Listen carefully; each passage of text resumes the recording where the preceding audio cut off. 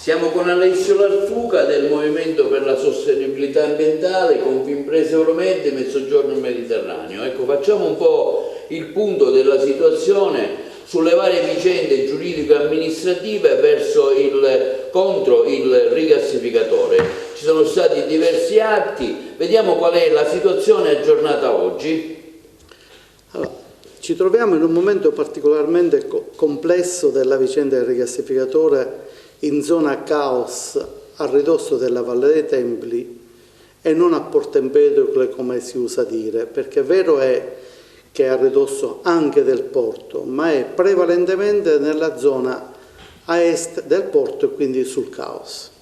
Tant'è che gli avvocati sanno come stanno le cose e dicono in zona ASI, perché il rigassificatore è posizionato esattamente nel luogo dove c'è stata la colata di cemento e il riempimento per ampliare la zona ASI. Tu mi chiedi a che punto siamo. Allora, le novità in corso sono tantissime. Tra queste, la prima è che la Regione Siciliana illegittimamente e utilizzando sicuramente dei pretesti ha concesso 70 mesi di proroga per ultimare l'impianto di rigassificazione in zona caos. Quindi ultimare significa che qualcosa aveva iniziato, quindi per un impianto mai iniziato. Guardate quanto è contraddittoria anche questa cosa. Ha dato 70 mesi nonostante, dalla questione che abbiamo rilevato, questo progetto fosse scaduto da tempo. Il Movimento per la Sostenibilità, per la difesa del territorio e per contrastare la collocazione del rigassificatore a ridosso della Valle dei Templi, questo è il nome del nostro movimento, ha fatto ricorso contro questo decreto amministrativo della Regione Siciliana, decreto LDA numero 45 del 13 settembre 2023 a firma dell'onorevole Di Mauro Agrigentino. Non c'è alcuna giustificazione per questa proroga, a meno che la Regione non abbia un progetto suo che ha a che fare con i gas climalteranti, perché noi ci siamo chiesti come mai la Regione Siciliana avesse deciso di prorogare questo impianto. Peraltro sono state utilizzate delle escamotage, diciamo, che solo i legulei possono improvvisare, perché poi è una cosa improvvisata. Il nostro sovrintendente, l'attuale sovrintendente, ha ritenuto di dare un nulla osta perché a suo dire il rigassificatore non avrebbe avuto a suo tempo l'autorizzazione ambientale ai sensi della legge 42. Cosa non vera, perché c'è stata, è stato il motivo per cui è nato il rigassificatore in questa valle, perché la sovrintendente di quel tempo ha dato un nulla osta e si è pentita di averlo dato. Sono le parole, peraltro, di ulteriori altri sovrintendenti che pubblicamente hanno dichiarato la loro ostilità a un impianto di questo tipo da collocare in quella zona, compreso l'ultimo sovrintendente prima dell'attuale, il quale non solo l'ha dichiarato per iscritto, ma ha mandato una lunga lettera chiedendo quasi scusa alla città, l'ha mandata sia ai ministeri competenti e all'UNESCO, perché in qualche modo si è sentito responsabile di attività di altre persone e lui ha voluto risarcire la città da un danno arrecato da persone sicuramente non avvezze alla legalità e alla garanzia dei diritti delle persone.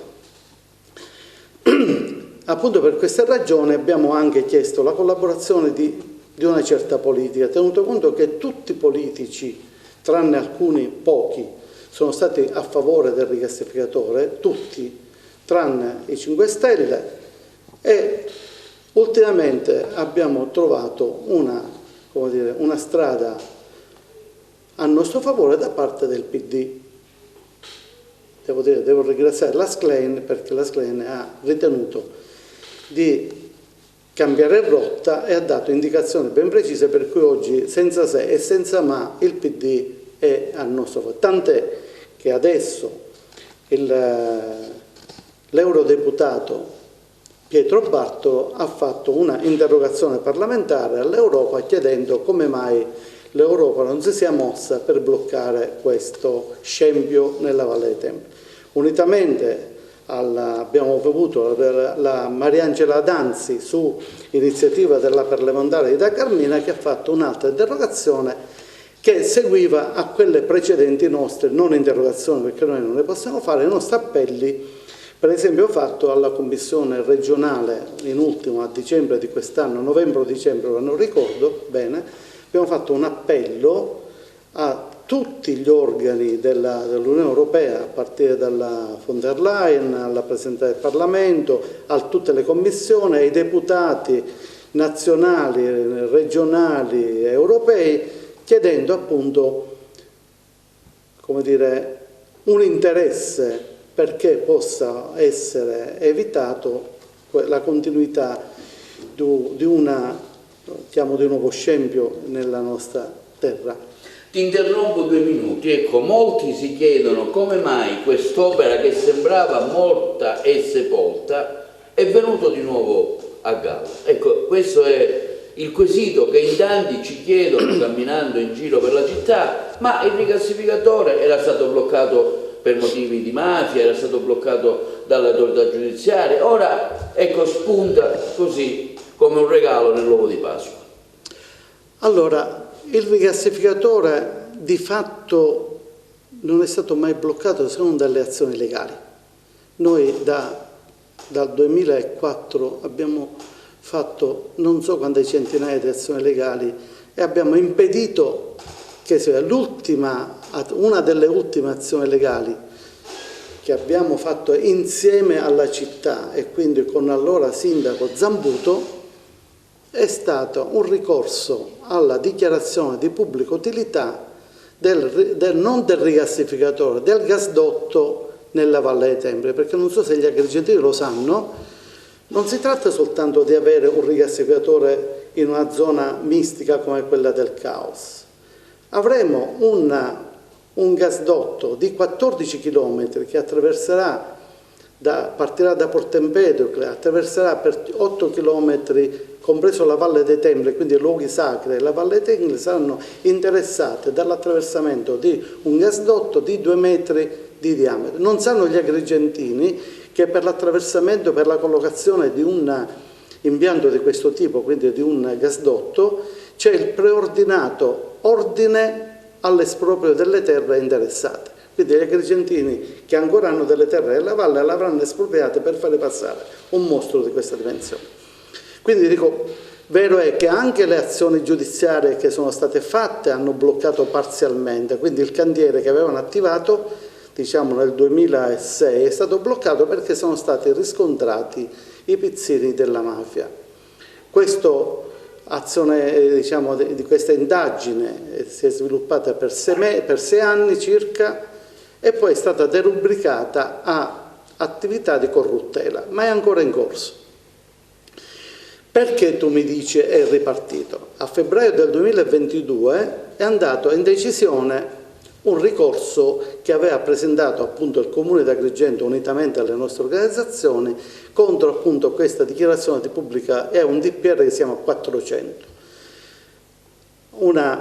Allora, ci sono state varie fasi e poi arriva Firetto e comunque anche Firetto, nonostante fosse l'artefice del rigassificatore nella Valle dei Templi, quindi è partita da Porto Empedocle con questa vicenda, quando è diventato sindaco della città di Agrigento ha fatto comunque opposizione a quel decreto, perché era stata un'udienza, ci sono state delle decisioni e Firetto ha fatto un ricorso gerarchico, si chiama, cioè quindi con l'ufficio legale del comune. Questo ricorso è andato a sentenza a febbraio 2022, ma c'è stato anche lì un altro equivoco per il quale il comune avrebbe dovuto chiedere il risarcimento, perché l'hanno portato a sentenza nonostante fosse venuto meno il motivo per cui era stato presentato, cioè era scaduto, questa autorizzazione era già scaduta a novembre e non era ripetibile, per cui anche se avessero vinto non potevano più utilizzare questo decreto, avrebbero dovuto far ripartire la richiesta. Nonostante questo l'hanno portata a sentenza per dare una lezione, quindi il Comune è stato condannato alle spese di 8.000 euro che ha dovuto pagare nonostante non c'era motivo che lo pagasse. Queste sono cose, è bene che gli agrigentini sappiano come stanno le cose, perché probabilmente queste notizie non vanno né sui telegiornali né sui giornali, per cui diciamo che questa vicenda sul rigassificatore è come se fosse caduta nell'oblio, mentre così non è stato, perché questi signori, che io chiamo i soliti noti, ogni anno hanno rinnovato, hanno pagato la concessione dei luoghi in cui dovrebbe nascere, quindi hanno avuto costi notevoli, quindi non hanno mai desistito dall'idea di fare questo rigas, aspettavano il momento favorevole. Come arriva il momento favorevole?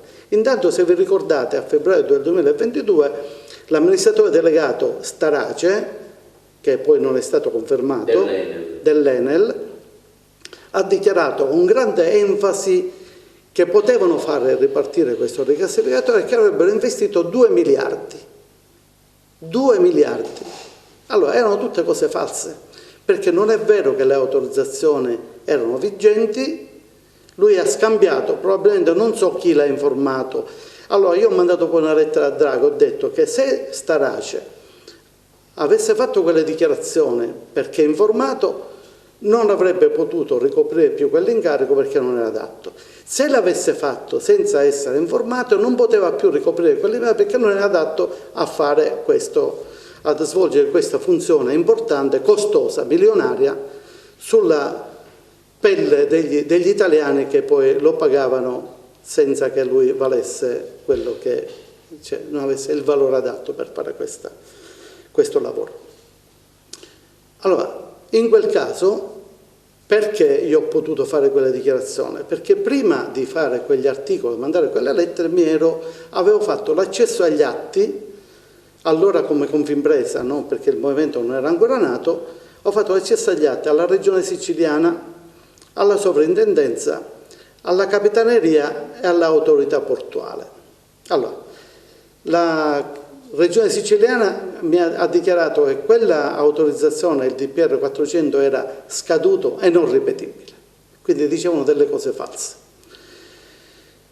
La Sovrintendenza di Agrigento, come dicevo, Benfari, non solo ha risposto tempestivamente al giro di una settimana circa alla mia accesso agli atti, ha detto che le autorizzazioni erano tutte scadute e non ripetibili, perché io ho posto 3 domande: se erano vigenti, se fossero scadute e se nel frattempo avessero presentato delle istanze per rinnovarle. Ma ha risposto: io ho le lettere, chiunque le volesse vedere può venire nel mio ufficio e io gliene do copia, che erano scadute, non erano ripetibili e non c'era nessuna richiesta di rinnovo. Quindi mi sono chiesto come mai un uomo del livello di Starace avesse fatto quelle dichiarazioni senza procedere alle minime informazioni, il minimo necessario per dare, prima di fare delle affermazioni.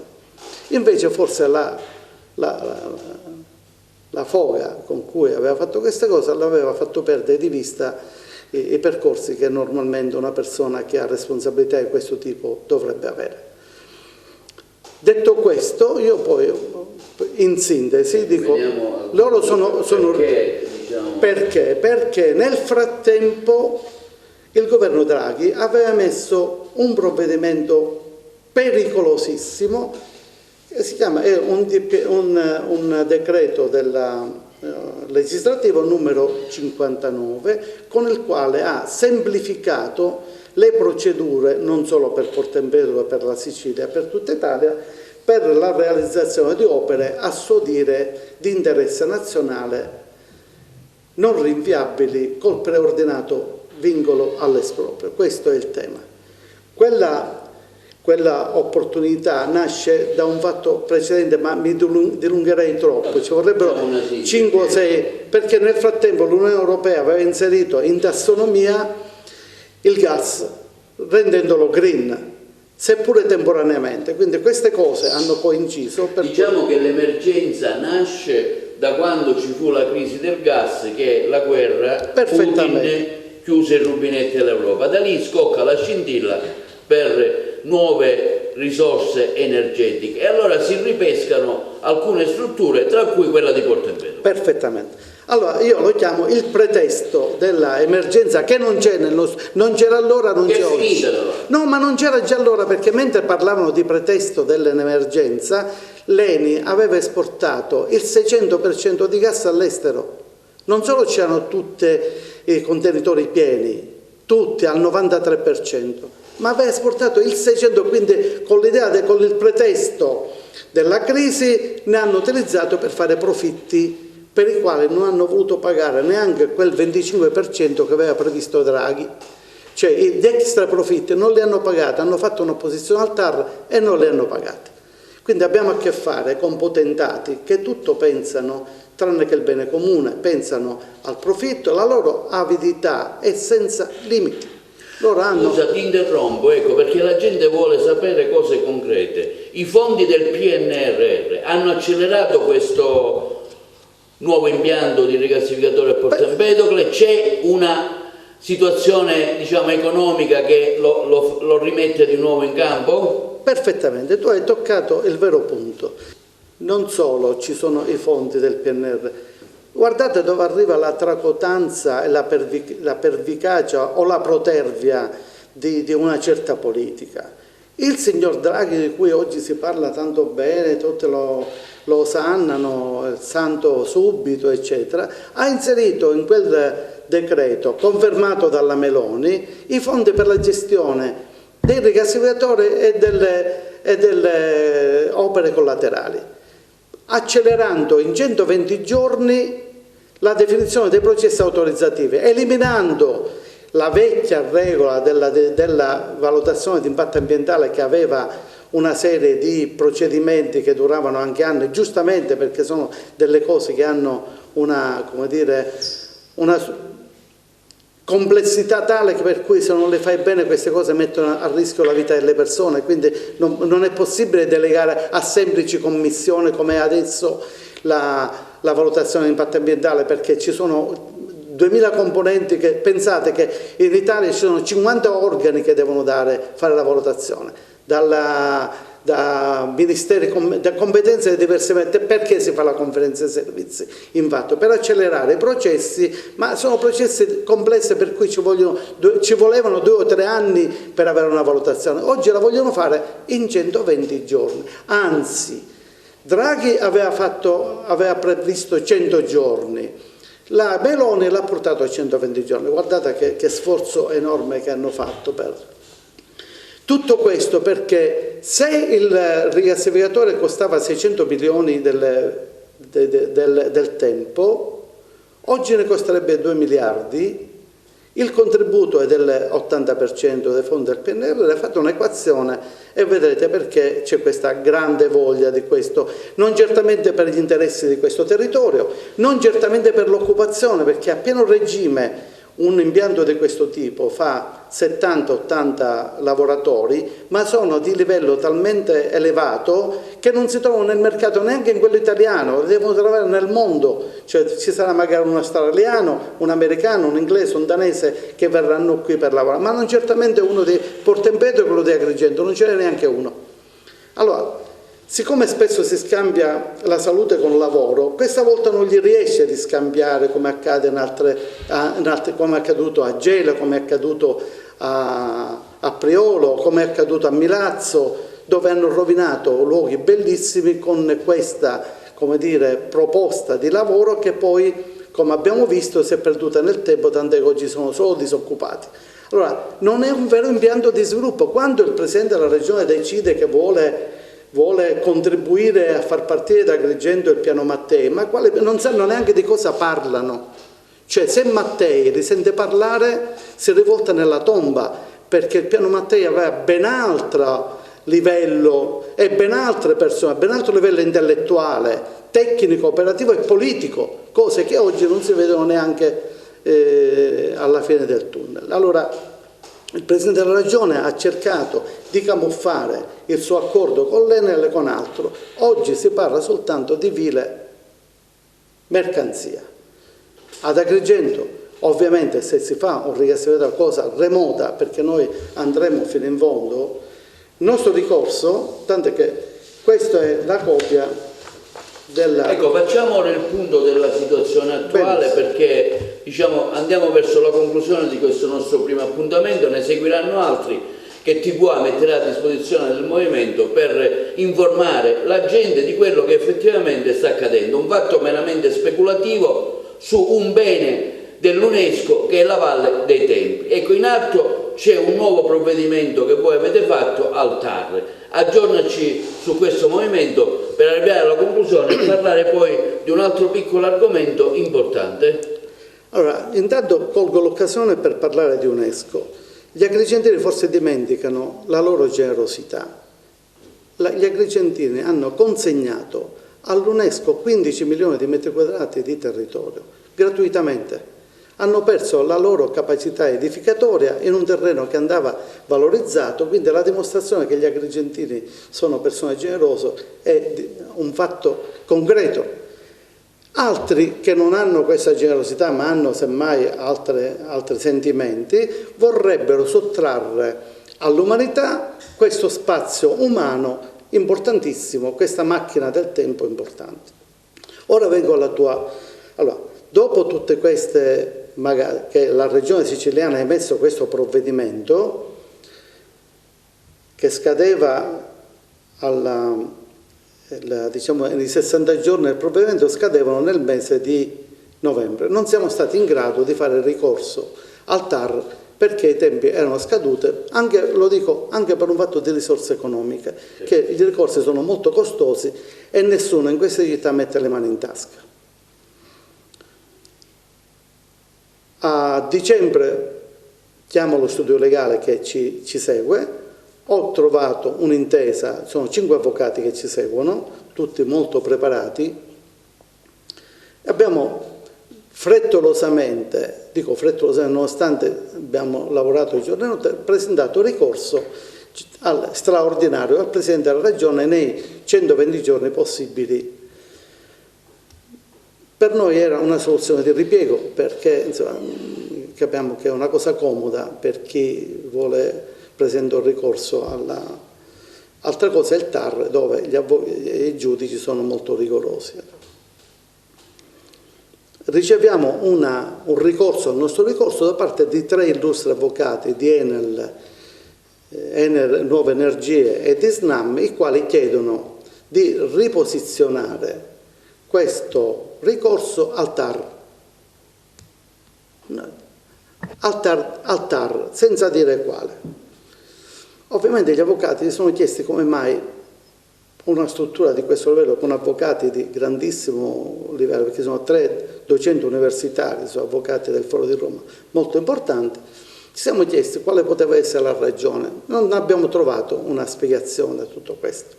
Non contenti di tutto questo, dopo che noi non avevamo resistito al fatto che loro volevano posizionare, ed è stato incardinato il ricorso al TAR di Palermo. Arriva oggi questa, e se voi avvicinate un'ordinanza con la quale gli avvocati di Enel e di SNAM chiedono di incardinare questo ricorso al TAR del Lazio.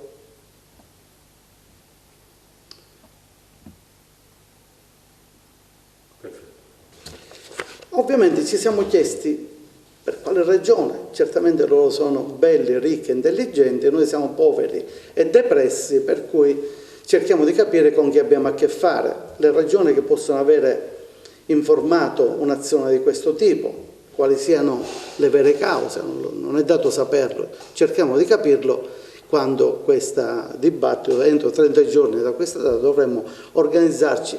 Avevamo speso delle somme per incardinare a Palermo, perché si è reso necessario intervenire di nuovo. Ora spenderemo altri soldi per diciamo, operare con loro. D'altro canto tanti soldi ce li hanno, perché tanto questi boiardi di Stato, come li chiamava qualcuno, che gestiscono enti pubblici come Enel, Eni, SNAM, eccetera, non ci mettono, pigliano soldi, non hanno mai investito un euro della loro tasca, non rischiano nulla, gestiscono potere. Noi abbiamo visto come questo amministratore delegato di Eni abbia portato in giro il Presidente del Consiglio per trovare gas in Africa, voglio dire, quindi questi sono i veri gestori delle politiche italiane, che poi hanno a che fare spesso con l'energia.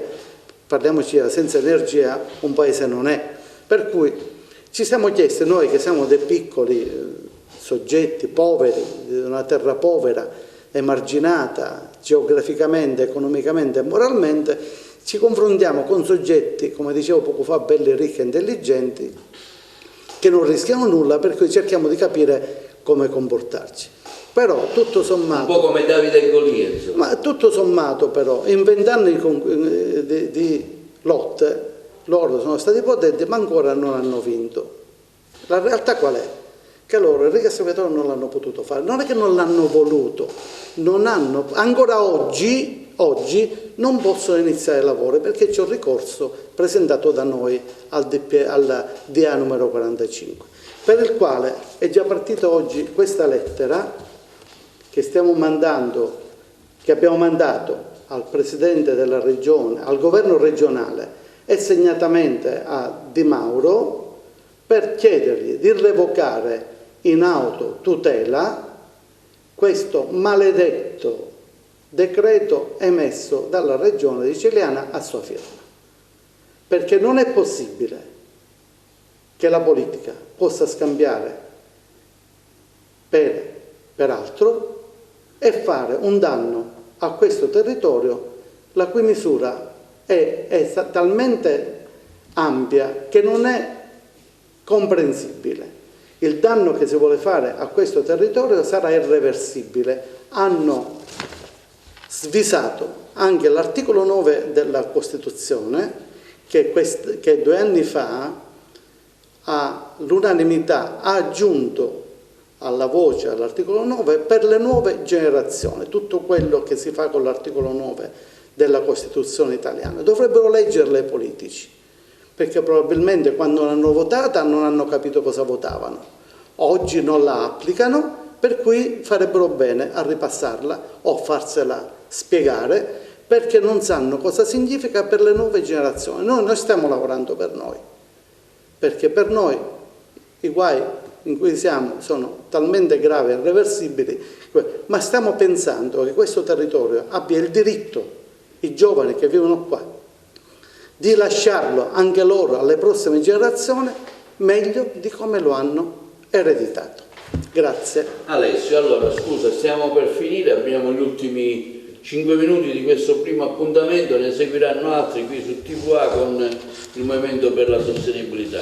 Parliamo del Contest per il clima e la coscienza ecologica, ecco, un'iniziativa che voi avete fatto e che state avendo tanti riscontri, diciamo, fuori Agrigento, perché mi risulta che ad Agrigento il Comune non ha risposto, però sono arrivati diversi riscontri da diverse regioni, addirittura Napoli e altre regioni. Ecco, cos'è questo Contest per il clima? C'è stata già una prima iniziativa, aggiornaci, e quale sarà, diciamo, in 5 minuti il proseguo dell'iniziativa stessa? Alle mie spalle vedrai un pannello che è, diciamo, rappresenta il primo contest che abbiamo fatto l'anno scorso, nel quale abbiamo presentato un bel libro di Federico Maria Butera sul tema della sostenibilità, dell'ecologia, eccetera. Quest'anno abbiamo fatto, il secondo contest è iniziato il procedimento, diciamo, nel mese di settembre. Abbiamo invitato le scuole di ogni ordine e grado, le università, le accademie, tutti quelli giornalisti che vogliono partecipare a presentare un'iniziativa che può essere sotto varia forma, digitale, per iscritto, di carattere artistico. Come è accaduto già l'anno scorso, abbiamo ricevuto bellissimi lavori fatti da tutte le scuole, anche dalle scuole medie, e abbiamo chiesto il patrocinio di alcuni enti, gratuito, quindi non abbiamo chiesto soldi a nessuno, non solo non li abbiamo chiesti, ma non ce li darebbero comunque. Sono arrivati i patrocini della città di Palermo, della regione siciliana, l'assessorato alla formazione, dalla regione Campania. ho ricevuto una bellissima lettera a firma del sindaco di Napoli, che vi potrei far vedere, con la quale sposa la nostra iniziativa. Ecco, questa è la lettera a firma di Gaetano Manfredi, con la sua firma e con la... Aspetta un attimo. Ok.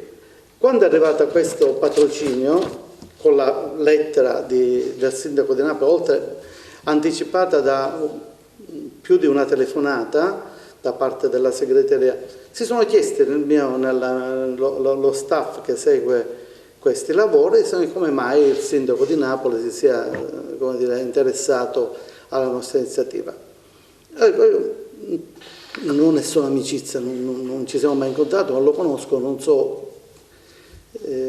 chi sia esattamente, so soltanto che è un intellettuale, è stato rettore dell'Università Federico II, è un sindaco progressista, una persona intelligente, per cui dico, è probabile che le modalità con cui abbiamo chiesto il patrocinio siano state tali da interessare questa persona, questo politico, questo amministratore. Per cui, ma abbiamo ricevuto il consenso di tanti, per esempio c'è il patrocinio di tanti enti, non voglio enumerare. Abbiamo chiesto anche ad alcuni comuni della città di Agrigento, alcuni comuni limitrofi, quelli che potrebbero avere anche... C'è Palermo pure, no? No, per il comune di Palermo è già dato il patrocinio. A quelli vicini, Realmonte, Siculiana, Porto Empedocle, Palma, comuni che in qualche modo potrebbero essere, come dire, destinatari degli effetti negativi del rigassificatore. Nessuno di loro ha risposto. Cioè, o non sanno leggere o non gli interessa nulla.